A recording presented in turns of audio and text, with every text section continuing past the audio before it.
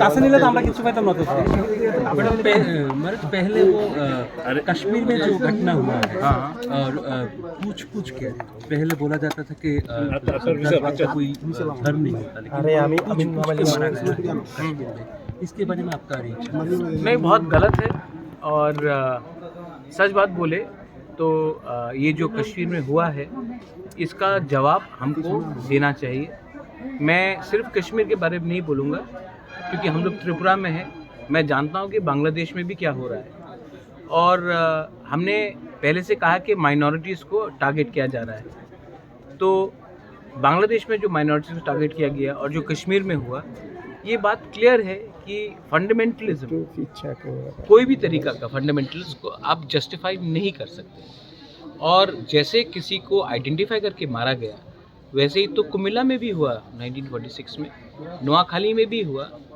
और मैं यही बात अपने सीपीएम के दोस्त को बोलना चाहता हूँ कि आपको ओपनली जब कोई कम्युनल पॉलिटिक्स करता है हमारे नेबरिंग कंट्रीज़ में और इंडिया में भी, तो आपको फेयर होना चाहिए।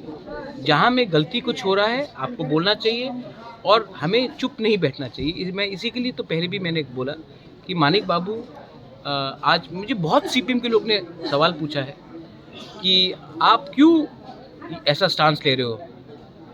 मैं बोल रहा हूँ कि आप भूल गए क्या, आपके घर को जलाया गया, आपके माँ बाप को, ग्रैंडफादर्स को मारा गया, बलात्कार हुआ, किसके लिए हुआ?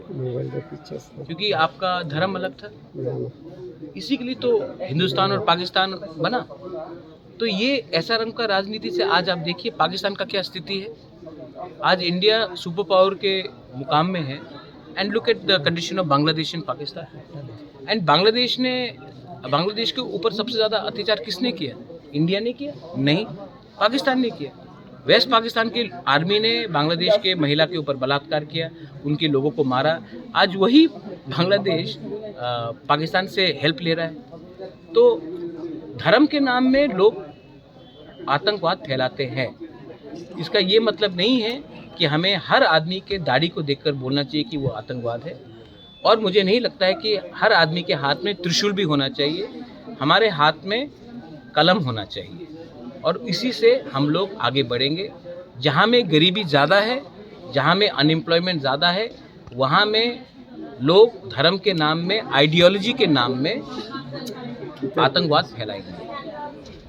Sir, you have just now raised the issue of that Kokborok language also. It's a local issue, but very important, going on for more than 5 decades. So, what is your view? What is your appeal to even the other alliance partner and the other political parties also? Should the Tiprasa people be given the mandate and according to that the decision? See, it's very clear that maximum Tiprasas, Hindus, Christians, Buddhists, atheists want to write in a script that they want to write in. That cannot be imposed on any community.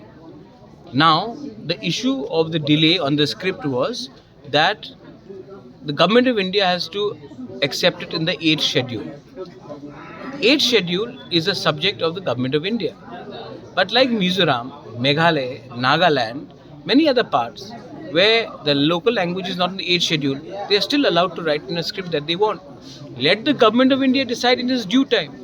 But as state government, we should be very clear that we have to ensure what the indigenous people of Tripura want. If they want it in Roman script, give it. Don't try to pass the buck to the government of India. I think that is something fundamental. It has not happened for almost 5 decades. In 5 decades, we have had BJP, we have had Congress, we have had CPM. The stance has been to deny the indigenous people, and I think that is very wrong. Madam sir, वो ये ट्राइपाइटेट जो agreement था उसके कोई development था, अभी meeting भी होने की बात थी, लेकिन ये पहलगाम में होने के बाद शायद थोड़ा डिले हो गया।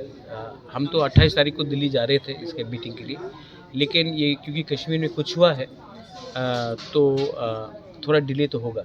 लेकिन we are almost in the last stage. आज भी मेरा मीटिंग है मुख्यमंत्री जी के साथ। एडीसी इलेक्शन के पहले कुछ डिले कर, इलेक्शन से आप मत जोड़िए इसको। एडीसी इलेक्शन हो या ना हो, हमको अपने लोगों को अधिकार चाहिए। अधिकार मिल गया तो हम लोग आगे बढ़ सकेंगे। अगर आप इलेक्शन से इसको रिलेट करेंगे तो लोग आपके ऊपर विश्वास नहीं करेंगे। आई थिंक त्रिपुरा को आगे बढ़ना है। आप भी चाहते हैं त्रिपुरा आगे बढ़े, मैं भी चाहता हूँ कि उन्नति हो। तो अगर आप इसको वोट बैंक से लेकर ज्वाइन करेंगे तब आप कुछ भी दे दीजिए, लोग दिल से आपको प्यार नहीं करेंगे। और मैंने यही बात गवर्नमेंट ऑफ इंडिया को बोला, अगर आप चाहते हैं कि दिल से हमारे लोग आभारी हो तो आपको इलेक्शन से इसको लिंक नहीं करना चाहिए। ये जो ब्रू अकॉर्ड हुआ 2019 में, असेंबली इलेक्शन 2023 में था, तभी भी वोट बैंक नहीं देखकर ब्रू का समस्या का हल दिया गया। इसी के लिए I still appreciate the role of government of India for the Bru accord. लेकिन अगर आप इलेक्शन को देखकर हमारा त्रिपुरा अकॉर्ड को इम्प्लीमेंट करेंगे तब तो ये लेना देने का सवाल हो जाएगा और ये शोभा नहीं देता गवर्नमेंट ऑफ इंडिया को।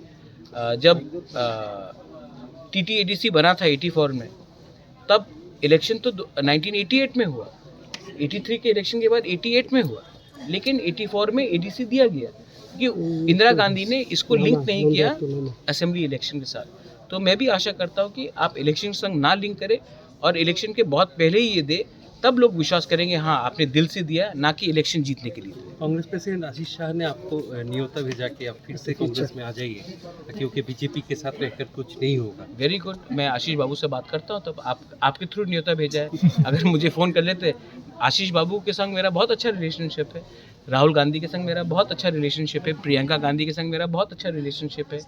मैंने